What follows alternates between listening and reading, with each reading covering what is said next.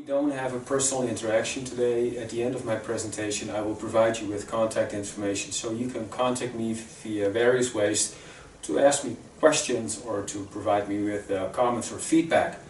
So the topic of today is return to sports after ACL reconstruction. But before we go into that, let's look and listen to this video. Mayday, mayday. Hello, can you hear us? Can you hear us? Can you hear us? Hello, can you hear us? We are thinking, we are thinking. Hello? We are thinking, we are thinking. This is the German Coast Guard. We're thinking, we're thinking. What are you thinking about? What are you thinking about? So this video clearly, I think, shows that before we go into detail, we first have to have a common definition what we mean by return to sports in order to exchange views on outcomes after ACL reconstruction and return to sports. So for the purpose of this presentation, I've divided it in three sections. So the first is what is the problem? The second is so what? And the third is so now what? What are we going to do? So let's first talk about the what. Well, for example, what is the definition of success? Look at this Italian professional football player, and he sustains unfortunately an ACL injury to his left knee. Obviously, in this type of sports, an ACL reconstruction is commonly performed. He returns back to football, but now watch, this is 1 year later and he is the same player on the left side, and he now sustains an injury to his right knee. So would you consider this a success? Is the first injury related to the second one? How long do we have a time frame in which we can say, okay, yes, this is success? Ideally, the situation looks like this. So we have an injury and we go through all the various phases. So it starts already before the injury, before the surgical procedure, so that's called the rehabilitation. When you've met certain criteria, then the patient goes into the next phase after reconstruction. So this is a clear example of how criterion-based rehabilitation should take place. However, this also shows that if you are towards the end of rehabilitation and certain criteria are not met, clinicians need to ask themselves if the previous phases were checked off appropriately. Any deficits left unaddressed in the previous phases may show up later on in return to sports testing. So what I'm trying to say here is that your window of opportunity is in the various phases, and the patient should only advance to the next phase if you're really sure that the criteria are met. And this is exactly what I'm trying to say in this section. We don't know how rehabilitation takes place. Two surveys, one in Australia and one in the United States, showed, for example, that 50% of the physical therapists in the United States only use manual muscle tests. So clearly not the golden standard. In Australia, only 1/3 of therapists practice hop and landing skills with their patients. Well, if you test a patient 6 months or 9 months after reconstruction and they fail a return to sports hop test, is this not maybe due to the fact that they did not practice this during rehab? So clearly here there's a lot of improvement that can be made during the rehabilitation. Now to the so what. An extensive literature review by Webster and Hewitt shows that if a patient passes a return to sports test, yes, the likelihood of sustaining an ipsilateral ACL injury reduces by 60%. Conversely, however, the risk increases by more than 200% for a contralateral injury. So the overall conclusion of these authors is that the current return to sports criteria are not stringent enough and not clear enough to distinguish how we can a certain safe return to sports. In this paper, and those were patients seen between 2000 and 2015, and overall it showed that only 1 out of 5 patients obtained the criteria for limb symmetry for both hop testing and strength after 6 months. So what's the option here that people get, you know, from hearing this after rehabilitation? Should they continue with rehabilitation to obtain those results? Well, let's look at our own work a little bit more critical. In 2016 we published a paper and we showed that about 30% of our patients met this specific criterion for strength. 3 months later it increased up to 50%. So yes, you can say, yeah, there is some improvement, but I would say this is so marginal that this is not satisfactory in my opinion. So what are we going to do about this? Is it just a matter of letting Mother Nature take its course? Just wait and see and eventually things will fall into place? I don't think so. I think, from what I said previously, that there's a lot of potential that we can use in rehabilitation that we currently are not doing. And that brings me to the now what part. So in this section we need to ask ourselves, what have we learned from the previous studies and what can we do to improve our results. So we know, as a summary here, that if you wait, that the time frame really is not the issue. Waiting 2 years, difficult to sell to a patient. Secondly, the return to sports criteria are very difficult to achieve. So that brings the question to mind, are we really applying the adequate rehabilitation post-rehabilitation, or are we doing the right test? Both are valid questions.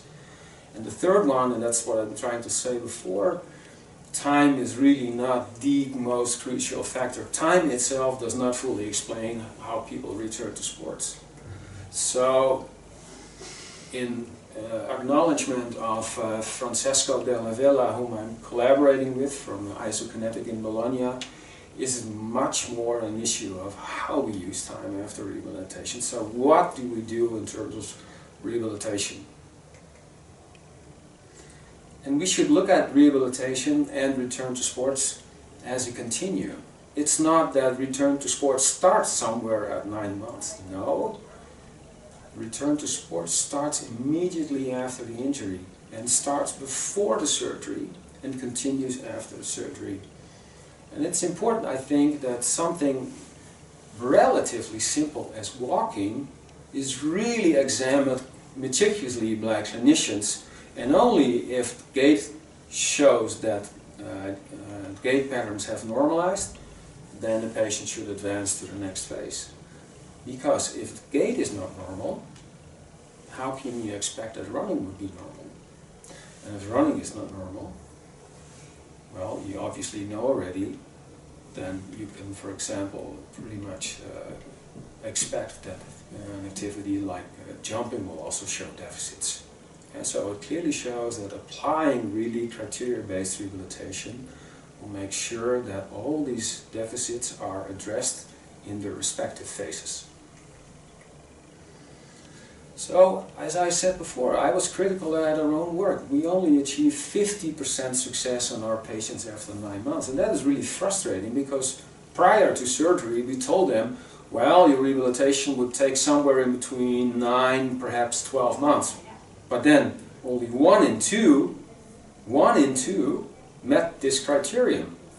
So in discussing this with our research group, we said it's not an issue of time.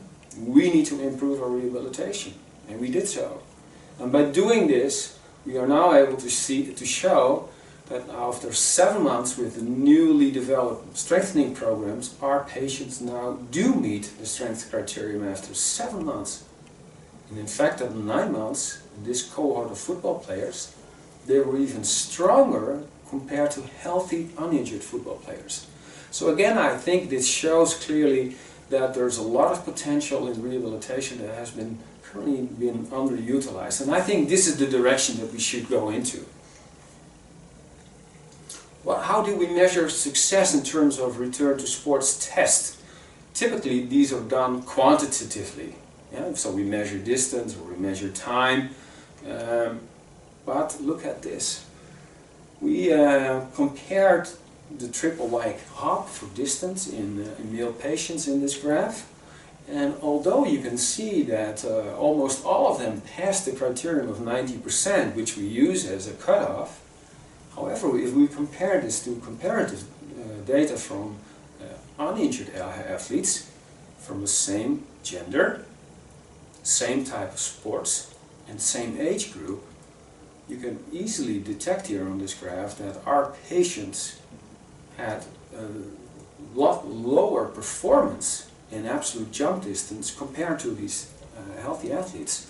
So in other words, although your limb symmetry index may show, yes, there is symmetry, but the absolute performance is quite lower compared to healthy athletes. Well, imagine if you use this test as a cutoff to tell your patient that he can go back to sports. This may be one of the risk factors because their performance level is not up to par as it should be. But as I said before, we typically look at these hop tests in a quantitative fashion, but now if you look at it more qualitatively, this is another cohort that we tested at 6 months, and you can see almost 3/4 of the patients in this group passed the limb symmetry index. But now look at the knee flexion angles. On the right side you see the knee flexion on the uninjured knee, and on the left side you see the knee flexion angle of the injured knee. So in other words, the knee flexion at initial contact as well as the peak knee flexion was much lower in the injured leg. And we know from research that abnormal movement patterns, for example a stiff knee, is one of the risk factors to sustain an injury. So in this study we found that almost 2/3 of these patients had a stiff knee landing strategy. So, I asked before, are we applying the right test? There's a tradition on hop test, and these are typically done in a forward direction, so more in the sagittal plane. But if you look at most sports, football, basketball, it's a type of sports are characterized by changes in directions. You can see here we've done a reliability study on a medial rotation hop and a triple medial hop, and this test is much more difficult for patients after an ACL reconstruction to achieve compared to the sagittal plane hop test that has been traditionally done. And we've also provided for you the minimal detectable changes, so if you use these type of tests in your return to sports continuum, you can ascertain that if you detect an improvement, it should be at least 33 centimeters for the medial rotation hop and 16 centimeters for the triple medial side hop before you can say that there's a true clinical relevant improvement that you've measured with your patient. So don't forget that a minimal detectable change is a very important parameter. But irregardless, what do you think of those kind of tests? Because let's look at this situation. On the right side you see a hop test, and the hop test is defined as a closed skill. What do I mean by that? It's in a controlled environment. It's very predictable, and it has a start point and it has an end point. Now look at the photo on the left side of your screen. This is what we call an open skill. So football is a great example of that. In football, it's an unpredictable environment. There's not a clear beginning or an end. You never know in which direction you have to run. You may have to go backwards, forwards, sideways. There may be contact with another player. There's a ball involved. You have to direct your attention to other players. So much more complex compared to the situation on the right. So although the hop tests are very reliable, I would argue that they're not very valid to compare it to the situation on the left side. So what would be another way to look at this? Well, in the graph you see a triangle, and in this triangle you see an interaction between the task, the athlete, and the environment. So what do I mean by the task? The task could be running, could be at 50% speed, it could be sprints, but it could also be changes of direction. It could be with the ball or without the ball. The environment could be, are you training or testing your patient in an indoor facility, in a physiotherapy clinic? Are you training or testing outside, on grass, on sand? Your athlete, is your athlete trained in a rested state? Or are you testing him or her in a fatigued state?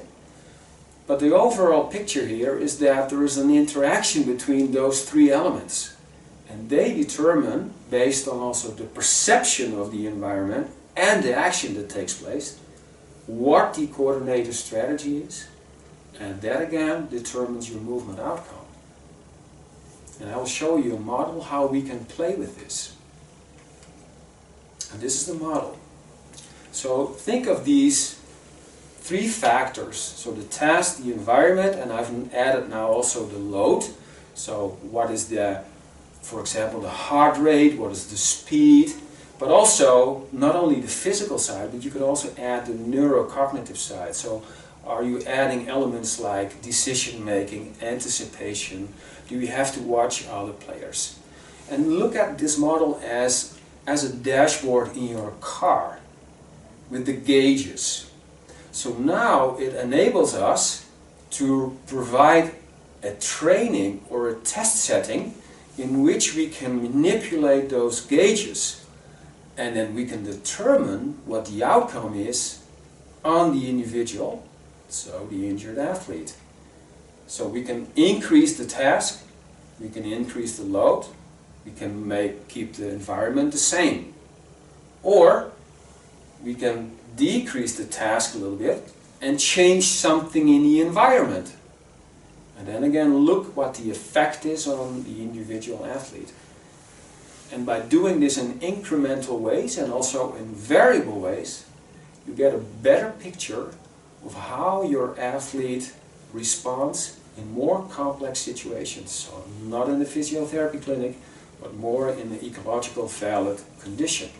And I will show you a few examples. And although this is still in the lab, this speed cord system shows an athlete on a screen by boxes that light up where, in this case, he needs to run to.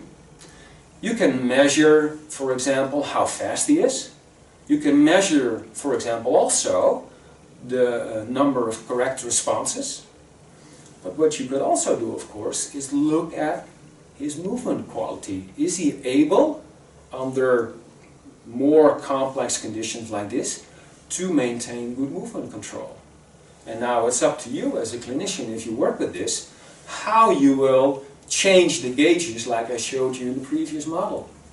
Okay? So perhaps his movement quality will decrease, but it could very well be due to a perceptual problem. So it could not be so much a problem of muscle strength and agility and things like that, but it could be more of a perceptual problem. So that will indicate to you that you would probably need to work more on perceptual training and not so much on motor training. In this example you see two football players. So oftentimes we work with players one-on-one, but in football, you play 11 against 11. So in an incremental way, it would also make sense to expose your injured football player to the interaction also with other players, so to make it more complex. And you can add elements on this dashboard that the trainer is using. Did he score well by passing the ball through the gates? How fast was he? How fast was he compared to his pre-injury state? And that's again a nice feedback you can give back to the athlete. So to sum it up, important factors that I've not talked about to improve the outcome is obviously compliance. A patient that's not compliant with rehabilitation will not have a successful outcome. Within the rehabilitation, complete quad and hamstring strength recovery is very important, and I showed you that in the study that we just completed. This is something that you could achieve roughly around 7 months in football players. Also talked about the qualitative movement assessment. So it's not only for hop testing, but also for gait analysis for running and for jumping. Don't forget that. The fourth pillar here is make sure you include neuromuscular training. And the final part, and this is thanks to the great work of the isokinetic group led by Francesco de la Villa, the key factor that is missing in most rehabilitation programs is that they don't include on-field rehabilitation. So the rehabilitation only takes place in the physiotherapy clinic.